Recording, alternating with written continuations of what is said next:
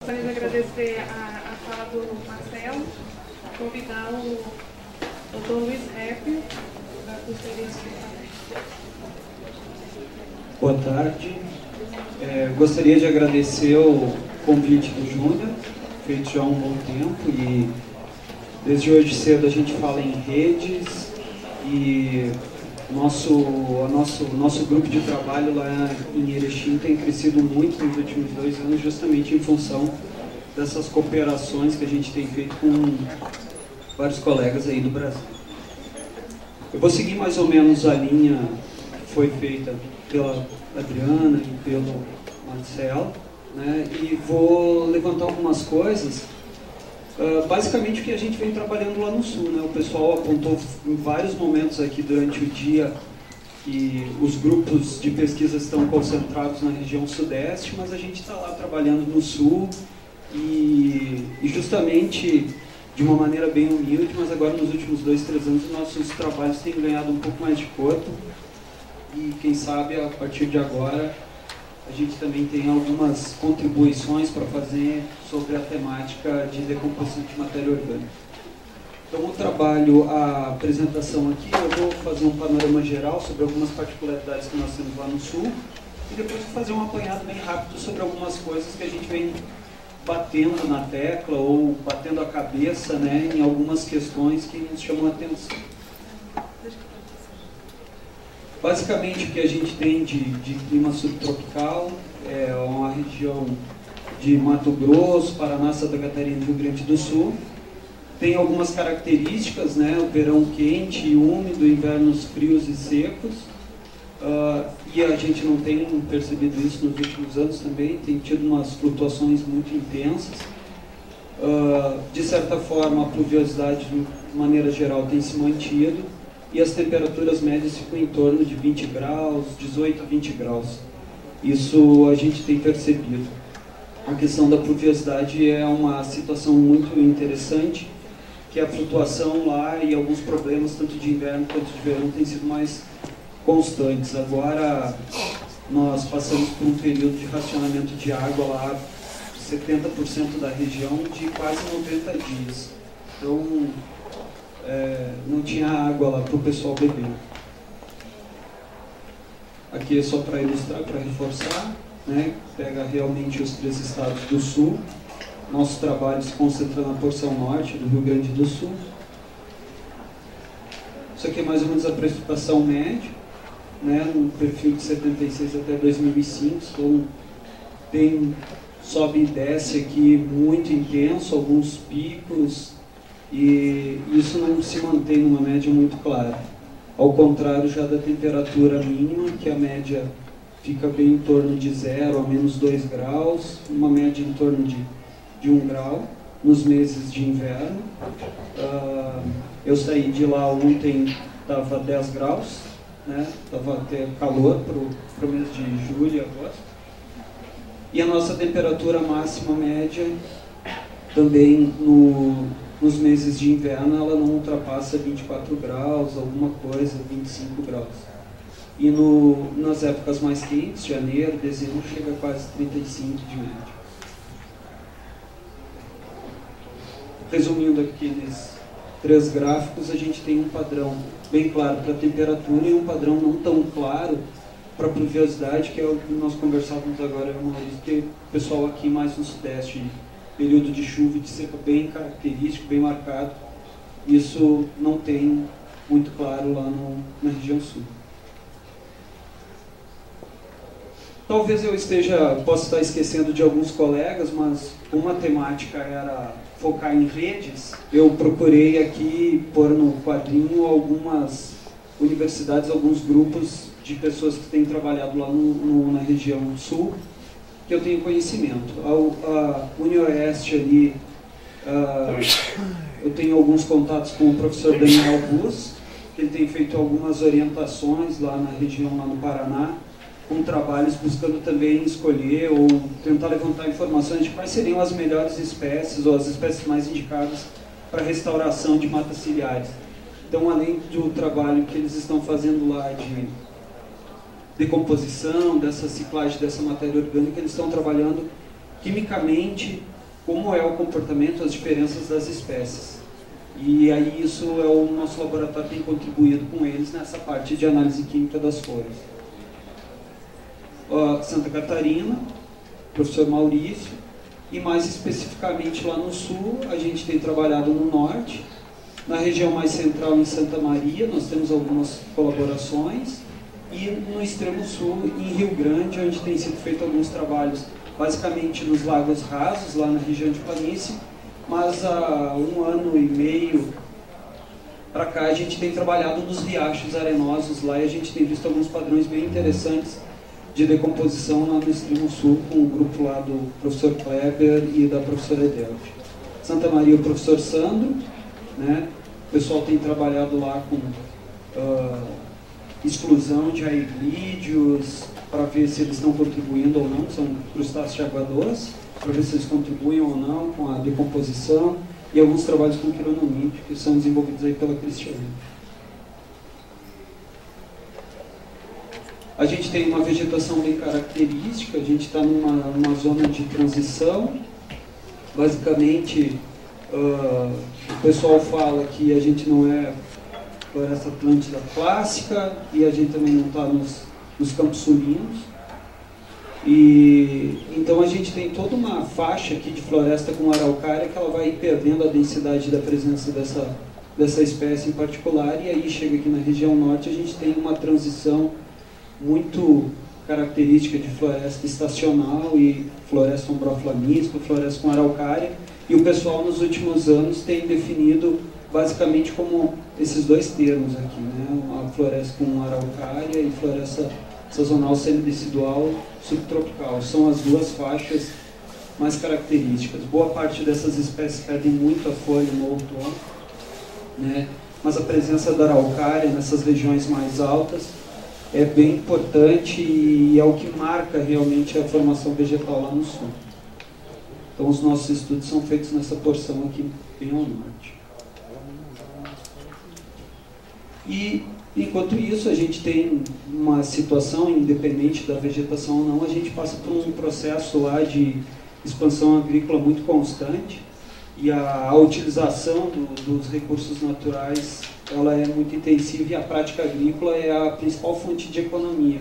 Então isso resulta numa remoção muito grande da vegetação, não apenas nas áreas de drenagem, mas também nas zonas ripárias e drenagem de banhados. Então isso também vem contribuindo muito para esses períodos de escassez, e o volume de água dos rios tem diminuído significativamente nos últimos anos.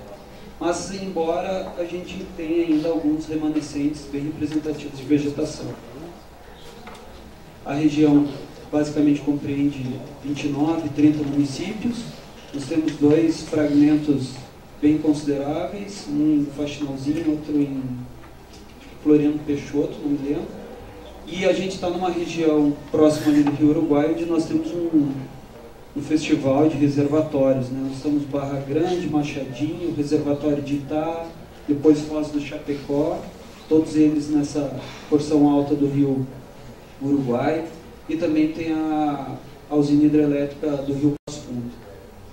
Essa porção mais sul, digamos assim, da região, ela é mais plana, então a prática agrícola é muito forte.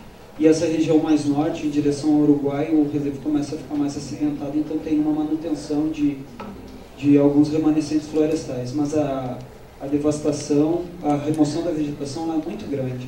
Para vocês terem uma ideia, a região toda tem apenas 20% de vegetação.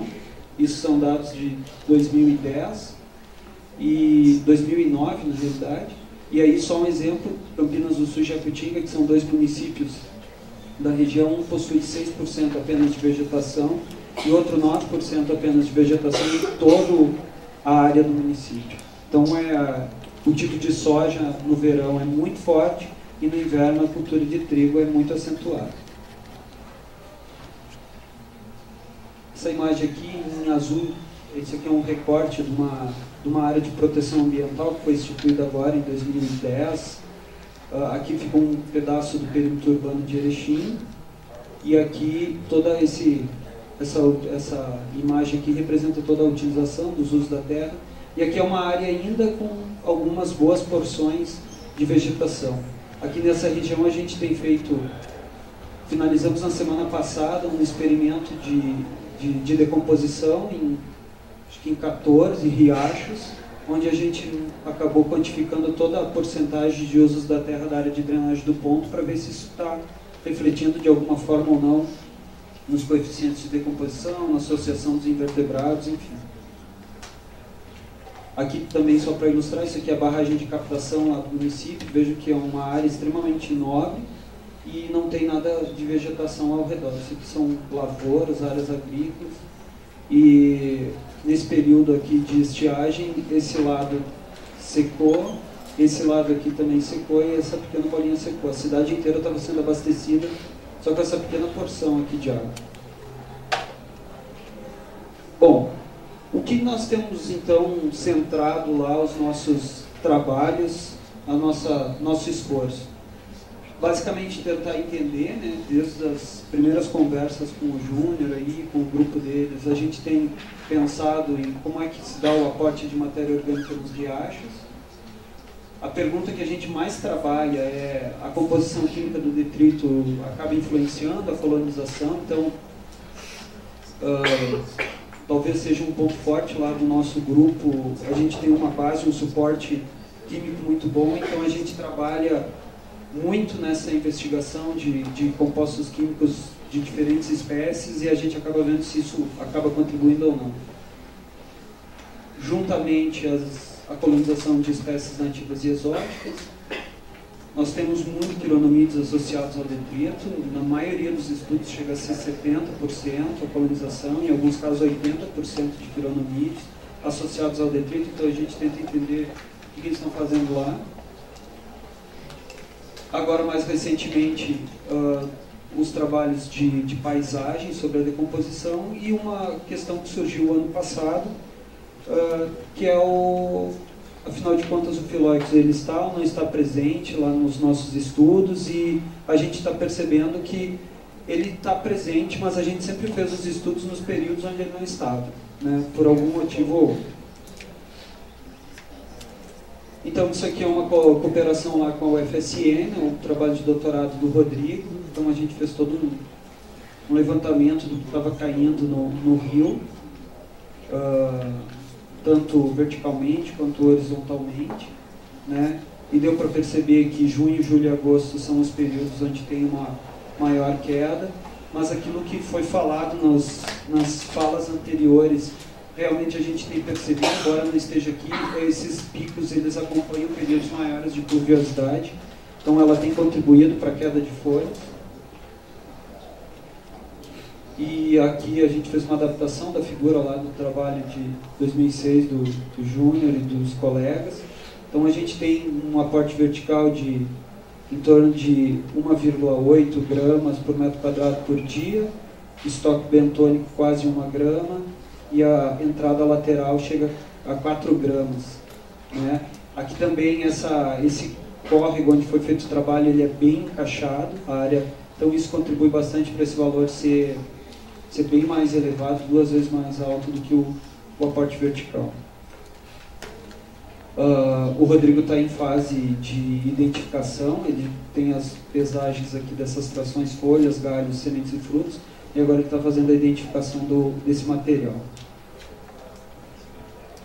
Uma das primeiras coisas que a gente fez há muito tempo era saber se a composição química acabava influenciando a colonização, e a gente partiu para uma espécie nativa e uma espécie exótica, e nós vimos que a espécie nativa acaba se decompondo muito mais rapidamente. No intervalo de 60 dias ela perde 80%, enquanto que o eucalipto nos mesmos 60 dias perdeu apenas 20% do peso inicial. Os teores de polifenóis, que o professor tinha comentado antes, é uma variável química que a gente monitora muito lá, que a gente está sempre quantificando, e a gente tem observado algumas coisas muito interessantes quanto a esses compostos secundários. Até o 15º dia, quando o eucalipto tinha muito polifenol, a densidade sempre foi maior na espécie nativa. No momento que a diminuição foi bem acentuada de polifenóis no eucalipto, a densidade de invertebrados no eucalipto acabou sendo muito maior, possivelmente em relação a essa disponibilidade maior de nitrogênio que a gente encontra em alguns momentos do período. Se essa associação com polifenóis ela é realmente decisiva ou não, a gente partiu para uma segunda análise um pouco mais fina dos grupos de compostos secundários, onde a gente fez uma análise cromatográfica para avaliar os compostos secundários na sebastiânia, commersoniana e no eucalipto. Cada pico desses representa um grupo de composto, então dá para perceber já pelos dois gráficos que quimicamente o eucalipto é muito mais complexo em termos de compostos do grupo polifenóis do que a sebastiânia. Porém, tem algumas coisas muito interessantes aqui. Com o passar do tempo, esse primeiro gráfico aqui, essa primeira linha é 0 dia, a segunda é 1 dia após a incubação, 30 dias e 60 dias após a incubação. O que acontece? A porção mais final do cromatograma acaba representando as espécies com maior peso molecular, que é uma quantidade muito grande. Com o passar do tempo já dentro da água, por ação microbiana e até mesmo, em alguns casos, pela própria lixiviação, o que acontece? Acaba esses compostos de maior peso molecular acabam clivando e formando substâncias de menor peso molecular. E aí, durante o passar do tempo, o processo é gradativo. Dá para perceber que o pico que representa a quantidade desses compostos vai diminuindo gradativamente. Já no caso da sebastiânia, tem picos nos primeiros 24 horas e depois já não tem quase nada de compostos secundários. Depois, esse aqui é um trabalho que a gente está esperando aí a resposta, já corrigimos inúmeras vezes, mas a nossa hipótese é que os organismos escolheriam a folha em função da qualidade nutricional.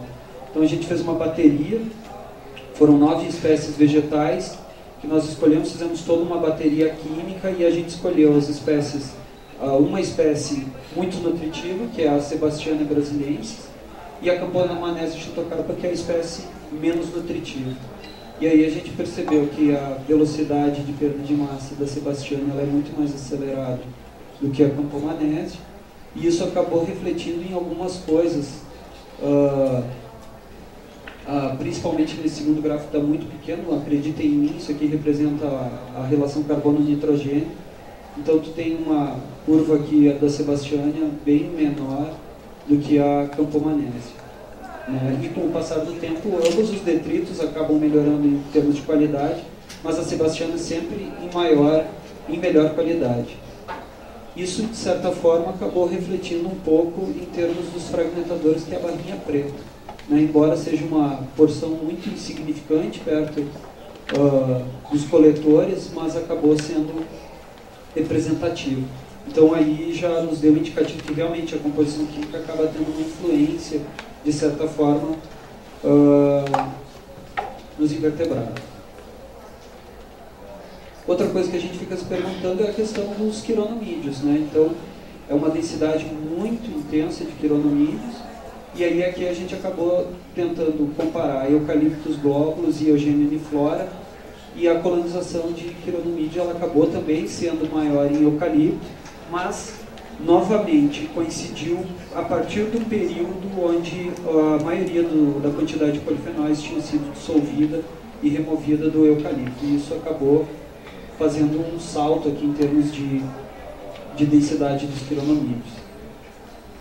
A gente acabou fazendo uma análise de espécies indicadoras, considerando algumas fases do processo de decomposição, e a gente percebeu que alguns gêneros acabam sendo indicadores dessas fases. Então nos demonstra que o período ali é realmente relevante para esse processo de sucessão e de colonização dos invertebrados. Depois a gente trabalhou com uma outra análise de escolha de modelo com base na variabilidade da comunidade. Então nós acabamos pegando toda a comunidade de quironomídeo, medindo o quanto que ela está variando em termos de diversidade beta, em termos de associação ao longo do tempo, e a gente foi testar qual variável ou quais variáveis químicas do detrito estariam contribuindo mais ou menos para esse aumento dessa variabilidade, dessa sucessão da colonização. Então a gente testou uma matriz taxonômica e a gente viu que o melhor modelo era polifenóis, cálcio, magnésio e a relação carbono-nitrogênio. Então quando a gente tinha uma diminuição da relação carbono-nitrogênio e de polifenóis e um aumento de cálcio e magnésio, tu tinha um salto de variabilidade de colonização dos invertebrados. Quando a gente testou a matriz funcional, o teor de matéria orgânica e a relação carbono-nitrogênio foram os fatores mais decisivos para explicar essa variabilidade na comunidade de quironomídeos. Uma outra coisa que eu acabei colocando aqui, e a gente está testando agora e está observando, antes o professor Manuel falava do desgaste, né, que alguns invertebrados acabavam raspando.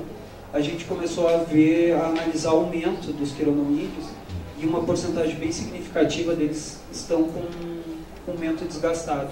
Então acaba reforçando essa possibilidade que realmente o quironomídeo associa-se no detrito, talvez para comer o fungo, o material que está aderido, mas ele não identifica o momento de parar de raspar e acaba raspando a folha e acaba desgastando o mento.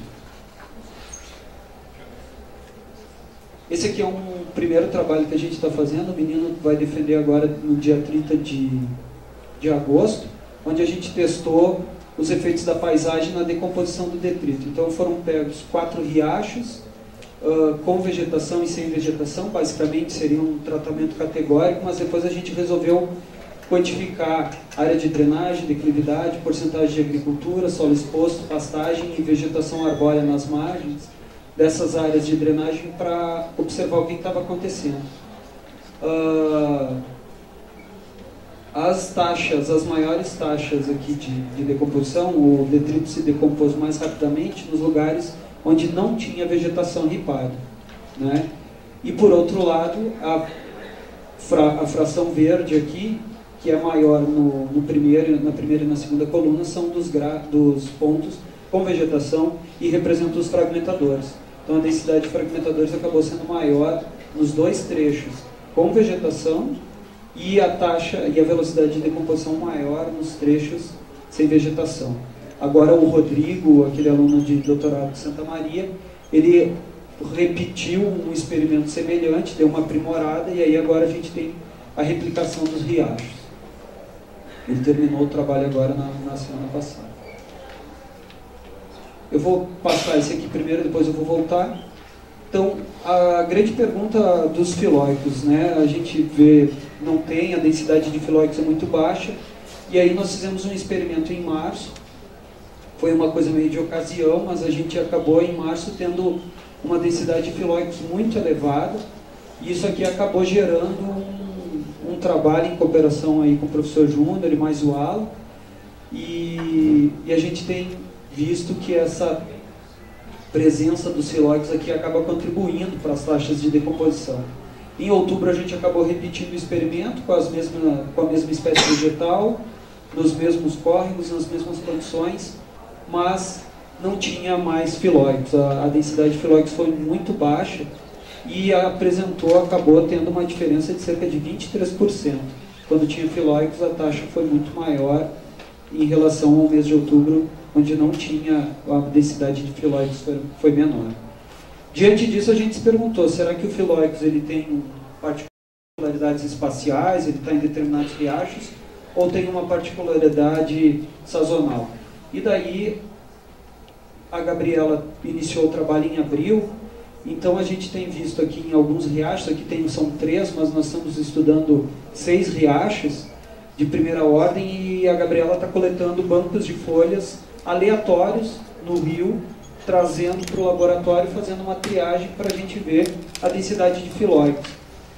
E a gente percebeu realmente que tem uma particularidade espacial, não é em qualquer riacho que vai ter filóicos. Então a próxima etapa da Gabriela é tentar ver quimicamente as características desses riachos e também das folhas, desses bancos de folhas. Mas a gente tem percebido que o filóicos não tem surgido em todos os riachos, mas também ele tem picos sazonais.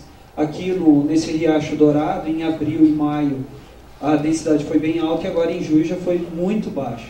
E no Suzana, ele tinha muito insignificante e agora começou a crescer.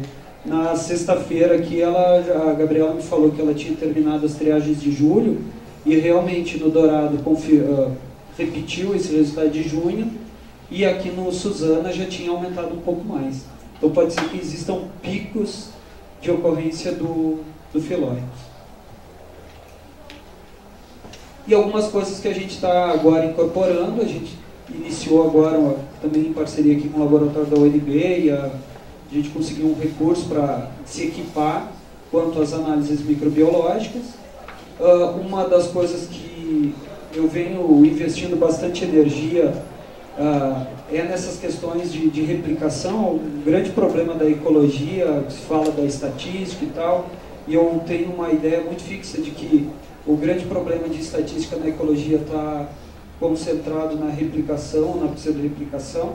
Então a gente tem trabalhado nessa ideia, as análises de paisagem e também agora a gente está feito uma parceria com os colegas do Laboratório de Ecologia Vegetal e a gente está estudando como é que acontece a decomposição em zonas lipárias com diferentes estágios de desenvolvimento, em áreas com regeneração, estágio intermediário, estágio avançado. E tem muita coisa para fazer, como todo mundo está dizendo, né? Se a maioria dos grupos aqui que já apresentaram falaram que tem muita coisa ainda para fazer, imagina nós que 2 anos ali trabalhando. Então quero agradecer a presença e fazer um reconhecimento aqui aos 2 times, né? Ao time de esforço humano e ao time financeiro aqui que possibilita a realização dos nossos trabalhos. Obrigado pela atenção.